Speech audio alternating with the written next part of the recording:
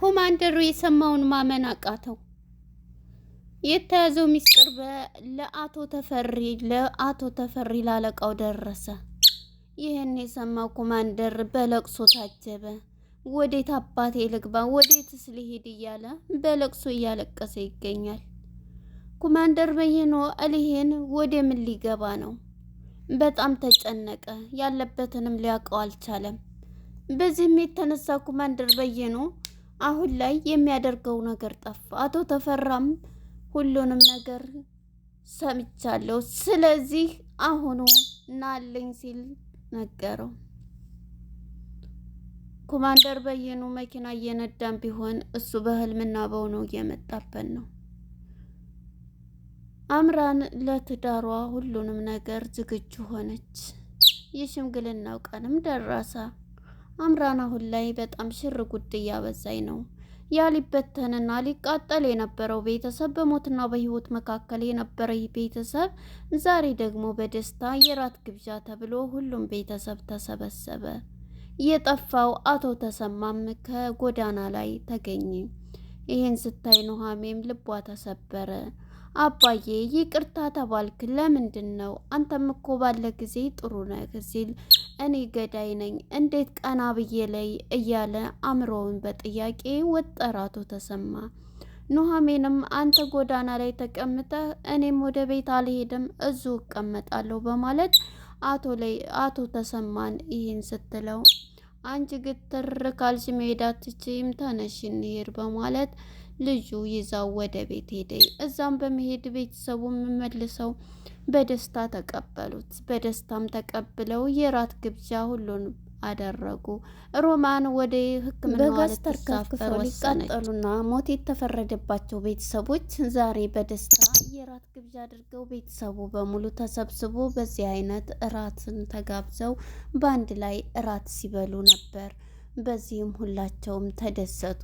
አቶ ተሰማም ከጠፋበት ጎዳና ላይ ወርቆ ሂዳ ልጁ ኑሃሜን ሂዳ መጣቸው። እሱም ስለተገኘና ቤተሰቡም እሱም ራሱን በጸጸት የነበረው አቶ ተሰማ በይቅርታ ስንቴ ይቅርታ ይደረግልህ በማለት ይቅርታ ብሎ ወደ ቤት ተመልሶ ሁሉም ቤተሰቡ በደስታ የራት ግብዣ አሳልፏል። በመጨረሻም ሮማን እያለቀሰችም አፏን ባይናገርም ሁሉንም ነገር ይቅርታ እያለች ሮማን ወይዘሮ ዝኑን ይቅርታ ስትላት በቃ ብዙም ለመናገር አትቸኩይ፣ እኔ ይቅርታ ልትይ ነው፣ ይቅርታሽን ተቀብያለሁ። ነገ ደግሞ ድነሽ የተሻለ ሕክምና አግኝተሽ አምራን ማነች ኤምም ናሆምም አክስቴ ብለው ይጠሩሻል፣ አንቺም ደግሞ አክስቴ ታያቸዋለች እያለች ስታናግራት ነበር። የተደበቀው ሚስጥር ለአቶ ተፈራ ደረሰው። አቶ ተፈራ ይሄን ሲሰማ በጣም ተናደዱ።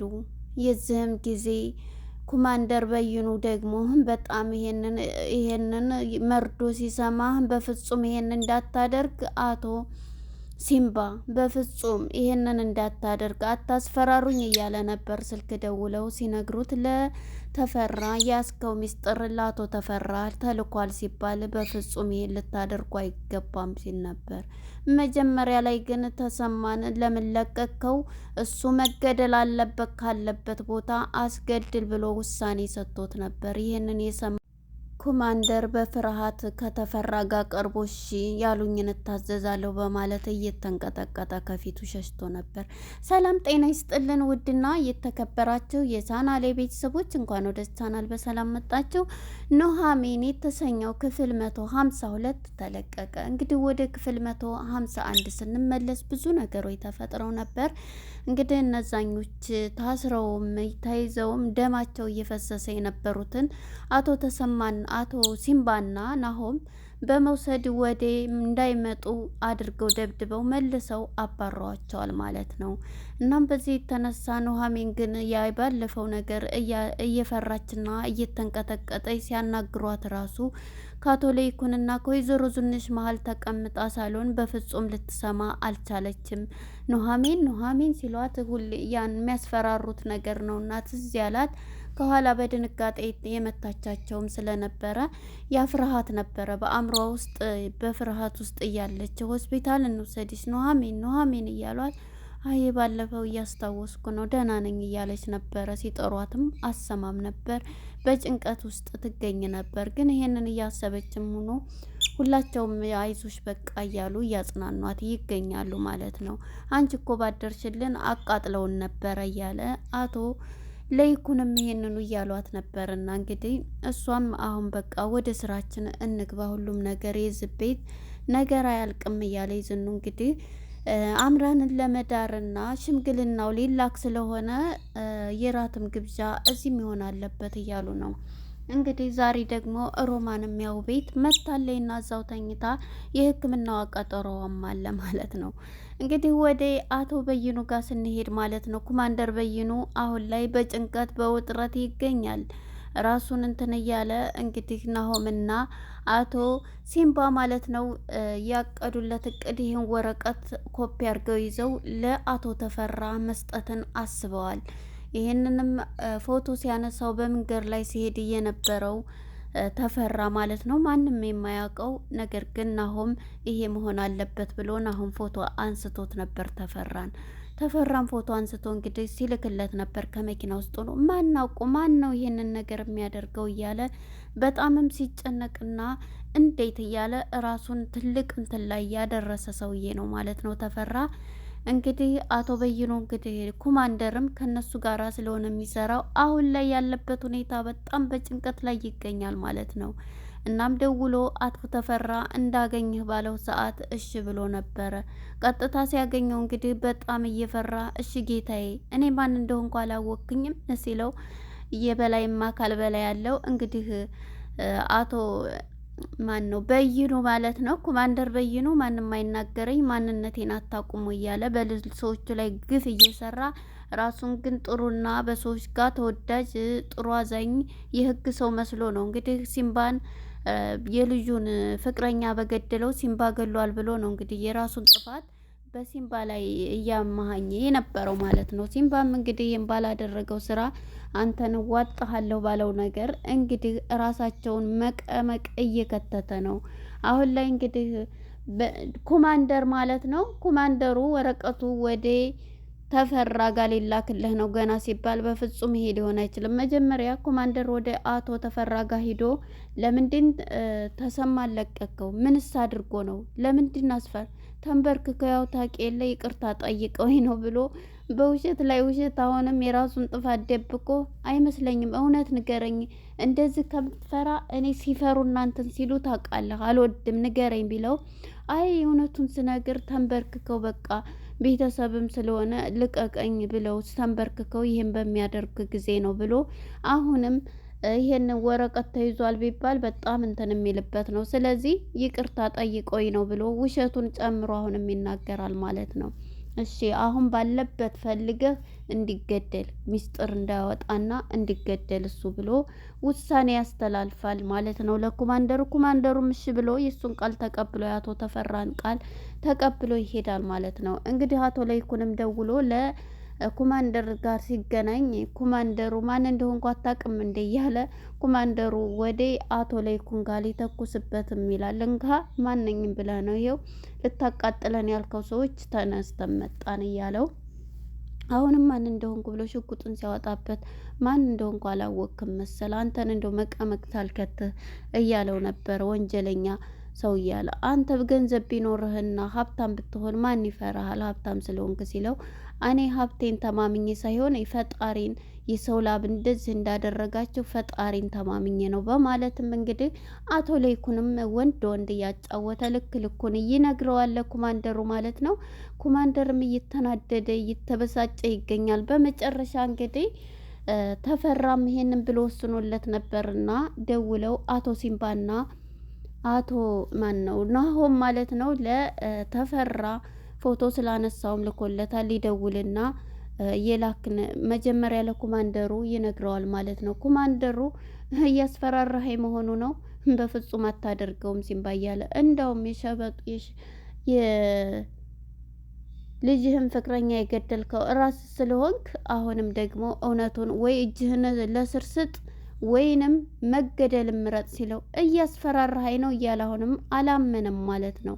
እንግዲህ ሆንክም አልሆንክም ያንን የያዝነውን ወረቀት ለተፈራ ልከነዋል ሲባል በጣም ይናደዳል። በፍጹም አይሆንም፣ ይህ አይሆንም እያለ በቁሙ ቅዠት ገብቷል። በመኪና ውስጥ ሆኖ ሲሄድ ሳለ ተፈራን እየቀረጸ ሲገለው ቤተሰቦቹን እንደዚህ ሲያደርግ በቤተሰቦቹ አይደራደርም፣ በቤተሰብ ሁሉም አይደራደርም እና በመጨረሻ እንግዲህ ተፈራን እያሰበ መኪናም ይዞ ሲሄድ በጣም እየተደናገጠ ይገኛል ማለት ነው። ያንን መረጃ በመጨረሻ ለአቶ ተፈራ ተሰጥቶታል ማለት ነው። ተፈራም እንግዲህ የሆነ ልጅ ነው የሰጠኝ ሲል ደውለው ሲነግሩት ተልኮልሃል ሲሉት ይሄን ወረቀት አይተኸዋል? ይሄንን ሲለው በጭራሽ ፋይል አላየሁም እያለ እውነቱን ተናገር ታቀኛለህ እያለ ሁሉም በፍርሃት ነው የሚታዘዙለት የሚሰግዱለት ማለት ነው። ለአቶ ተፈራ ሁሉም አለቃቸው ነውና መንግስት በሉት ማለት ነው። እና በዚህ የተነሳ ተፈራንም አይ አላየንም ወረቀቱን በፍጹም ብሎ ልጁን ተቀብሎ እንግዲህ ያያል ማለት ነው። ያንን ወረቀት እንግዲህ አሁን ላይ ይሄ ሲነገረው ደግሞ ኮማንደር በይኖ ማለት ነው በድንጋጤ በፍርሃት ይገኛል። ሁሉንም ነገር አድርገናል፣ በቃ እየተስተካከለ ነው፣ ይሄ ነገር ያብቃና ብለዋል።